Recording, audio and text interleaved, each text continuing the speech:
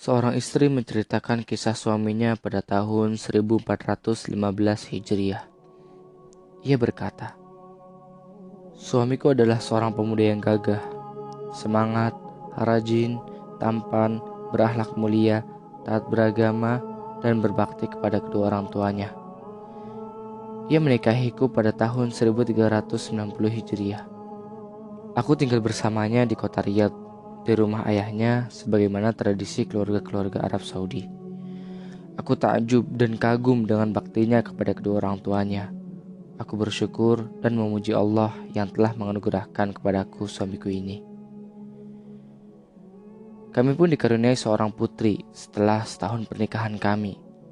Lalu, suamiku pindah kerjaan di daerah timur Arab Saudi. Hingga ia berangkat kerja selama seminggu di tempat kerjanya dan pulang tinggal bersama kami selama seminggu. Hingga akhirnya setelah 3 tahun dan putriku telah berusia 4 tahun, pada suatu hari, yaitu tanggal 9 Ramadan tahun 1395 Hijriah, tatkala ia dalam perjalanan dari kota kerjanya menuju rumah kami di Riyadh, ia mengalami kecelakaan. Mobilnya terbalik. Akibatnya, ia dimasukkan ke rumah sakit. Ia dalam keadaan koma. Setelah itu, para dokter spesialis mengatakan kepada kami bahwasanya ia mengalami kelumpuhan otak. 95% organ otaknya telah rusak. Kejadian ini sangatlah menyedihkan kami. Terlebih lagi kedua orang tuanya yang telah lanjut usia. Dan semakin menambah kesedihanku adalah pertanyaan putri kami, Asma, tentang ayahnya yang sangat ia rindukan. Ayahnya telah berjanji membelikan mainan yang dia senangi. Kami senantiasa bergantian menjenguknya di rumah sakit, dan ia tetap dalam kondisinya. Tidak ada perubahan sama sekali. Setelah 5 tahun berlalu, sebagian orang menyarankan kepadaku agar aku cerai darinya melalui pengadilan, karena suamiku telah mati otaknya dan tidak bisa diharapkan lagi kesembuhannya. Yang berfatwa demikian sebagian syekh, aku tidak ingat lagi nama mereka, yaitu bolehnya aku bercerai dari suamiku jika memang benar otaknya telah mati. Akan tetapi, aku menolaknya. Benar-benar aku menolaknya. Aku tidak akan cerai darinya selama ia masih ada di atas muka bumi ini. Ia dikuburkan sebagaimana mayat-mayat yang lain, atau mereka membiarkannya tetap menjadi suamiku hingga Allah melakukan apa yang Allah kehendaki. Aku pun memfokuskan konsentrasiku untuk mentarbiyah putri kecilku. Aku memasukkannya ke sekolah tahfidz Al-Quran hingga akhirnya ia pun menghafal Al-Quran padahal umurnya kurang dari 10 tahun. Dan aku telah mengabarkannya tentang kondisi ayahnya yang sesungguhnya. Putriku terkadang menangis tatkala mengingat ayahnya dan terkadang hanya diam membisu. Putriku adalah seorang yang taat beragama. Ia senantiasa sholat pada waktunya. Ia sholat di penghujung malam, padahal sejak umurnya belum 7 tahun. Aku memuji Allah yang telah memberi taufik kepadaku dalam mentarbiyah putriku. Demikian juga neneknya yang sangat sayang dan dekat dengannya. Demikian juga kakeknya rahimahullah ta'ala. Putriku pergi bersamaku untuk menjenguk ayahnya. Ia meruqyah ayahnya dan juga bersedekah untuk kesembuhan ayahnya. Pada suatu hari di tahun 1410 Hijriah, putriku berkata kepadaku, "Umi, biarkanlah aku malam ini tidur bersama ayahku." Setelah keraguan menyelimutiku, akhirnya aku pun mengizinkannya. Putriku bercerita, "Saat itu, aku duduk di samping ayah. Aku membaca surat Al-Baqarah hingga selesai. Lalu, rasa kantuk pun menguasaiku. Aku pun tertidur.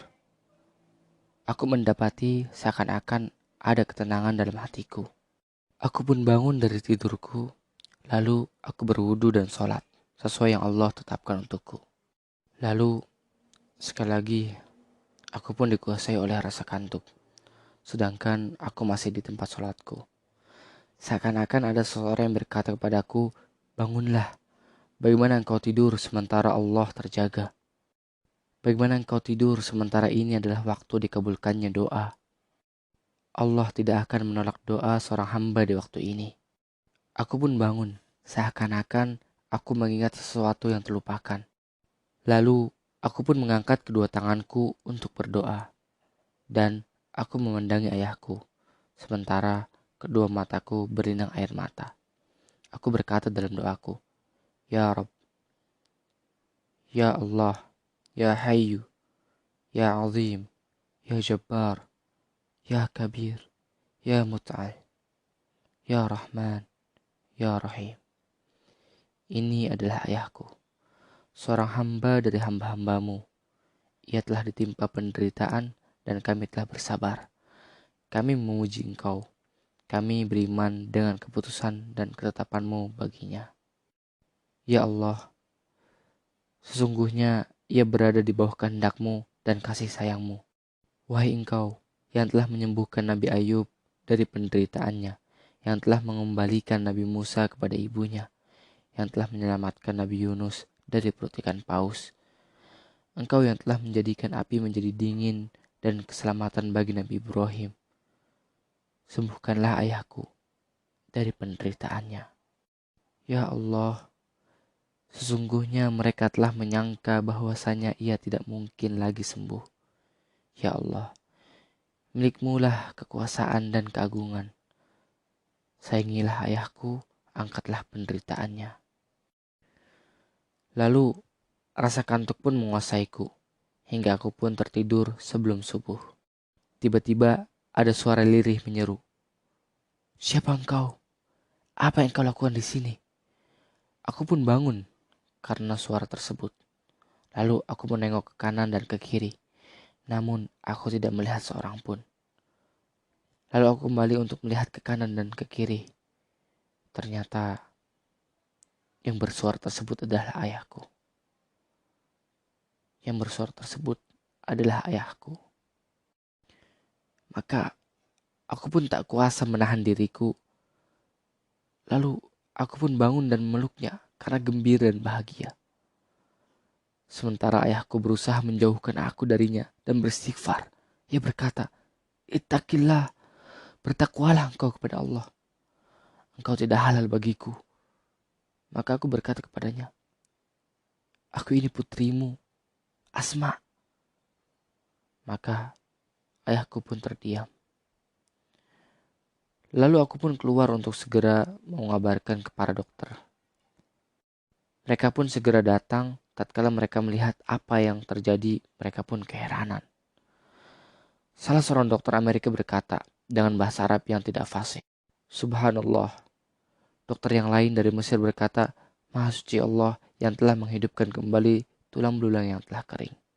Sementara ayahku tidak mengetahui apa yang telah terjadi, hingga akhirnya kami mengabarkan kepadanya. Ia pun menangis dan berkata, Allahu khairun hafidha wa huwa yatawalla salihin.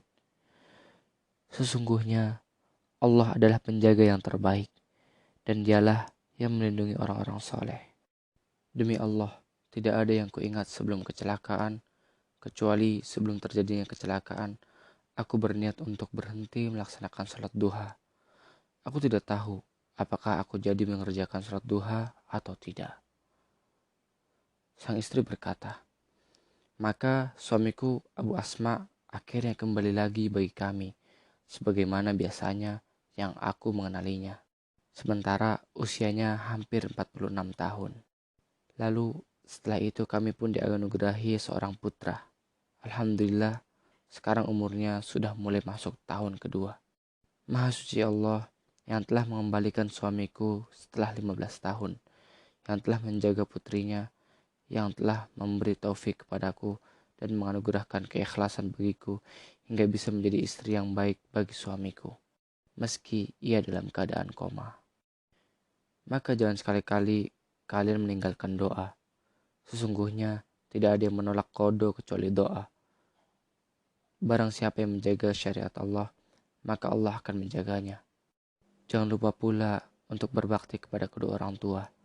Dan hendaknya kita ingat bahwasanya di tangan Allah lah pengaturan segala sesuatu. Di tangannya lah segala takdir. Tidak ada seorang pun selainnya yang ikut mengatur.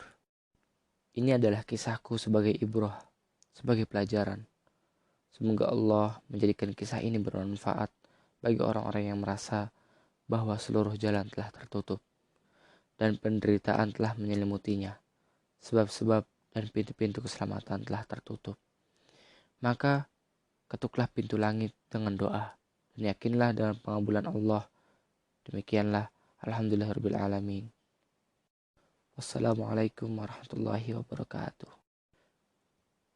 Janganlah pernah putus asa jika Tuhanmu adalah Allah. Cukup ketuklah pintunya dengan doamu yang tulus. Hiaslah doamu dengan berhusnuzon kepada Allah yang Maha Suci. Lalu yakinlah dengan pertolongan yang dekat darinya. Diterjemahkan oleh Firanda Andirja dari Kota Nabi SAW 25 September 2013 Masehi.